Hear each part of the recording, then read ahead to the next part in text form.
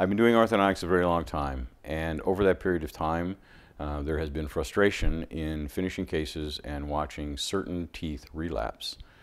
So necessity being the mother of invention, I created a spring to be able to move the roots so that they are parallel and underneath the crowns of the teeth. As we all know, we can tip a tooth forward, but if we don't bring the root along for the ride, then we're going to get relapse, and that crown is going to jump back over that root no matter where it is.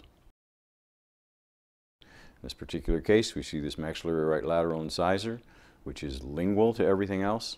It's very easy to tip that tooth forward, bring that crown out there so it looks nice and straight, but if we don't bring that root along, i.e. labial root torque, as soon as we take the appliances off, within a few weeks, that tooth is going to start to jump back.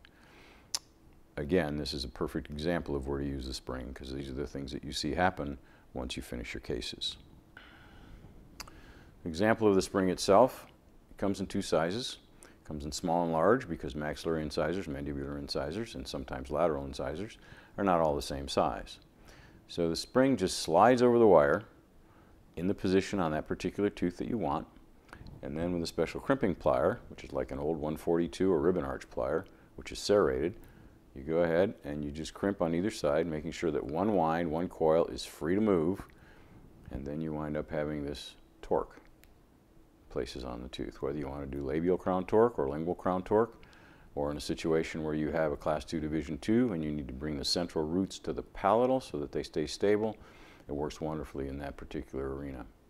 The other thing that I should mention is that when you do this, you need to figure eight the 6 anterior teeth together before you put the spring on. That way everything is held in their new crown positions while the root's moving purely by itself. So another example that we see is we see palatally impacted cuspids like this. Once you bring the crown into place, it looks wonderful, but if the root has not come from the palate so that you've created a canine eminence, then you're going to be in trouble because that's where it's going to jump back. Sometimes if you haven't created enough overbite, you will wind up having the crown jump back through the bite, which is pretty embarrassing. So looking at how that goes, we have a spring here that's placed toward the incisal edge. We figure eighted everything together all the way back to the bicuspids in this particular case. And once you've activated that, what does it do? It puts pure labial root torque to that cuspid. And within 12 weeks, you're going to have a canine eminence.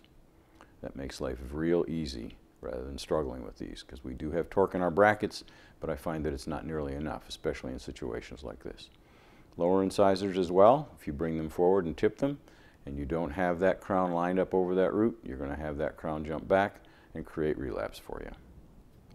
So therein lies the deal.